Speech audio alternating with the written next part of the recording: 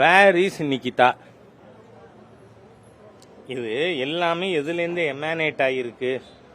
நிகிதா என்கின்ற ஏற்கனவே கிரிமினல் வழக்குகளை சந்தித்து கொண்டிருக்கின்ற, பண மோசடி வழக்குகளை சந்தித்து கொண்டிருக்கின்ற ஒரு பெண்மணி கொடுத்த பொய் புகார் தானே.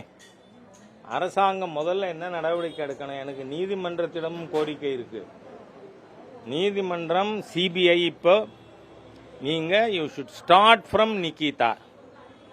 ஏன்னா அந்த பையனை படுகொலை செஞ்சதுக்கு காரணம் அந்த புகார், பொய் புகார். அதனால அதில் நடவடிக்கை டைவர்ட் பண்றீங்க. நான் சின்ன விஷயங்கள் பற்றி பேசவே தயாரில்லை. நான் இன்னும் அன்றைக்கே கேட்டிருக்கேன். நான் திருப்போணத்தில் அவங்க வீட்டுக்கு போயிட்டு, சாத்தாங்குளத்தில் திமுக 10 லட்சம் ரூபா கொடுத்ததா கட்சி, அப்புறம் அதிமுக அரசு கொடுத்தது. நீங்கள் இந்த அஜித் பிரச்சனையில் நான் போய் இது சிபிஐயிடம் ஒப்படைக்க வேண்டும்னு கேட்குற வரை அரசாங்கம் வாஸ் இன் டினையல் மோடு.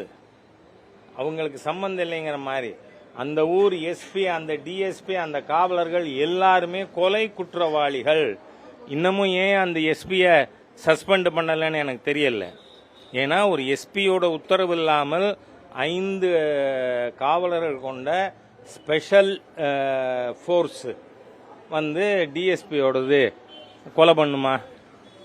அதனால கொலைக்கு ஆதாரம் என்ன, மூலம் என்ன? அது அந்த எஸ்பி ராபர்ட். ஃபர்ஸ்ட் ராபர்ட்டை சஸ்பெண்ட் பண்ணிட்டு அரெஸ்ட் பண்ணுங்க சார். ரெண்டாவது நிகிதாவையும் அரெஸ்ட் நிகிதா. நான் என்ன சொல்றேன், அந்த நிகிதா ஒரு ஐஏஎஸ் அதிகாரியை தொடர்பு கொண்டு இந்த மாதிரி பண்ணினார்னு அதுல எங்கெங்கெல்லாம் சந்தேகம் எழுப்பப்படுகிறது? முதலமைச்சர் அலுவலகத்திலிருந்து சந்தேகம் எழுகிறது, செக்ரட்டேரியட்டிலிருந்து சந்தேகம் எழுகிறது, தமிழ்நாட்டிலிருந்து டெல்லிக்கு போன ஒரு டிரான்ஸ்பர்டு ஐஏஎஸ் ஆபீசர் அவங்க பேரு சொல்லப்படுகிறது. அதனால அதை நாம விசாரிக்கணும்.